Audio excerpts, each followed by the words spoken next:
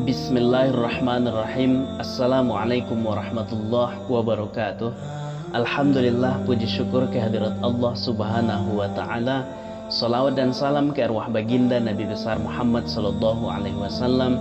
Allahumma salli ala sayyidina Muhammad wa ala alihi sayyidina Muhammad. Baik anak-anak sekalian, untuk pada pertemuan kali ini kita akan belajar tentang akhlak yang tercela yang pertama, yaitu pelajaran yang ke-9. Sebelum jauh, kita ketahui bahwa sifat tercela itu adalah sifat yang buruk yang harus kita jauhi, karena sifat ataupun akhlak yang tercela itu adalah sifat-sifat syaitan.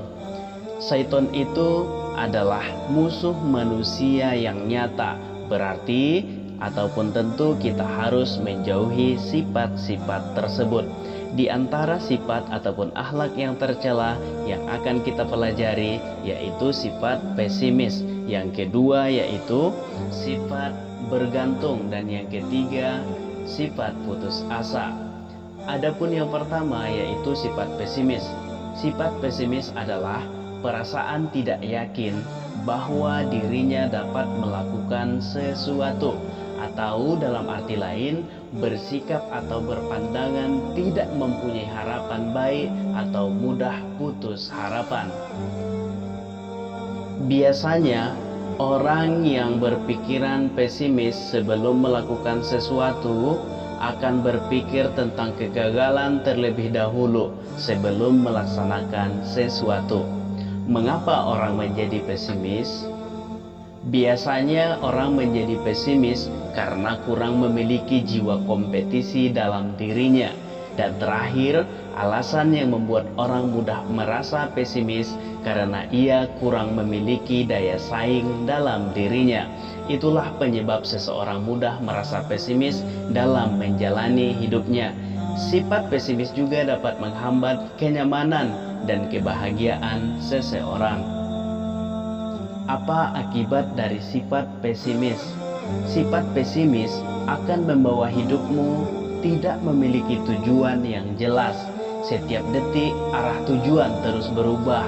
Bahkan kamu tidak berpikir untuk keluar dari kelemahan ini. Ketika hidup tidak memiliki tujuan yang jelas, maka kamu sendiri yang akan bingung dalam menjalani kehidupan. Beberapa dampak negatif dalam hidup jika memiliki sifat pesimis, di antaranya rasa takut yang besar saat memulai sesuatu. Yang kedua, semangat dan kepribadian mudah tergoyahkan. Yang ketiga, sulit untuk bermimpi besar. Yang keempat, menganggap diri tidak berguna. Dan yang terakhir, tidak memiliki tujuan hidup yang jelas. Adapun hal-hal yang dapat kita lakukan agar terhindar dari sifat pesimis adalah: yang pertama, memperbanyak pergaulan dengan orang lain, terutama dengan orang-orang yang berprestasi. Yang kedua, menambah pengetahuan dengan cara belajar giat dan banyak membaca buku. Yang ketiga, mengingat bahwa Allah menyukai hamba-hambanya yang bersifat optimis, dan sebaliknya Allah membenci hamba-hambanya yang punya sifat pesimis. Yang keempat, menanamkan dalam diri sendiri bahwa setiap orang memiliki kelebihan dan kekurangannya masing-masing. Dan yang kelima, mengingat kerugian yang ditimbulkan dari sifat pesimis.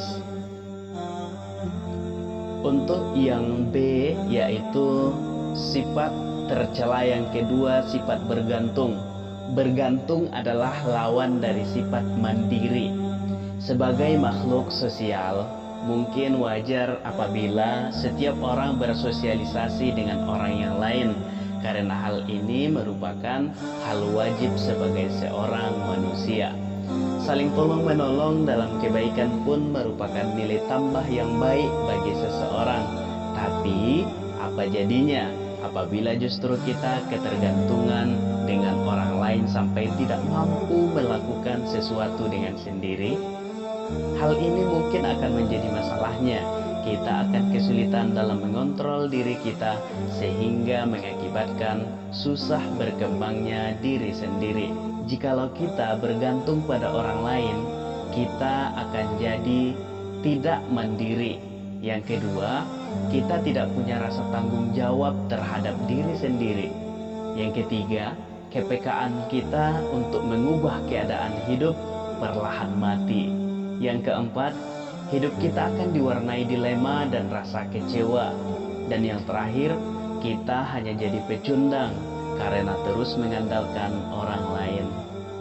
Putus asa bisa diartikan dengan patah semangat. Putus asa adalah salah satu dari gejala umum dari depresi.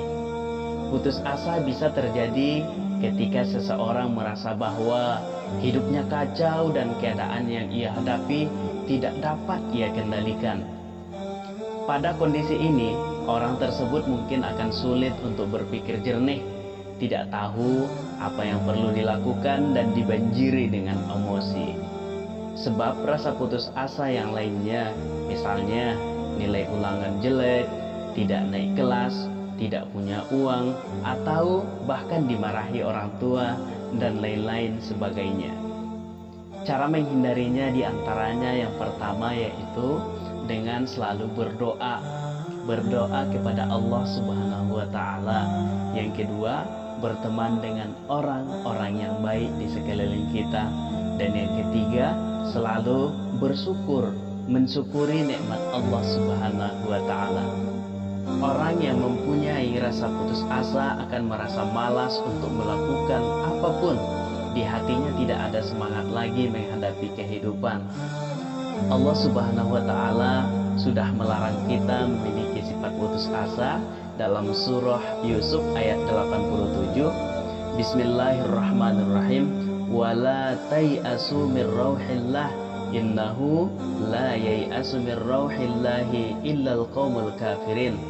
Janganlah kamu berputus asa dari rahmat Allah. Sesungguhnya orang yang berputus asa dari rahmat Allah hanyalah orang-orang kafir. Ayat tersebut menjelaskan bahwa tidak sepantasnya kita berputus asa daripada rahmat Allah. Putus asa termasuk sifat orang-orang kafir. Dan ketahuilah bahwa rahmat Allah itu sangatlah luas. Jika kita berputus asa, berarti kita ragu akan rahmat Allah yang diberikan kepada seluruh makhluknya. Kita tidak boleh berputus asa. Betapapun sulitnya masalah yang kita hadapi, pasti akan ada jalan keluarnya. Baiklah, untuk pertemuan kita kali ini cukup sekian. Semoga kita terhindar daripada akhlak tercela yang 3 tadi. Yang pertama sifat pesimis, yang kedua sifat bergantung, dan yang ketiga adalah sifat putus asa. Semoga bermanfaat. Mohon maaf jika ada salah. Wassalamualaikum warahmatullahi wabarakatuh.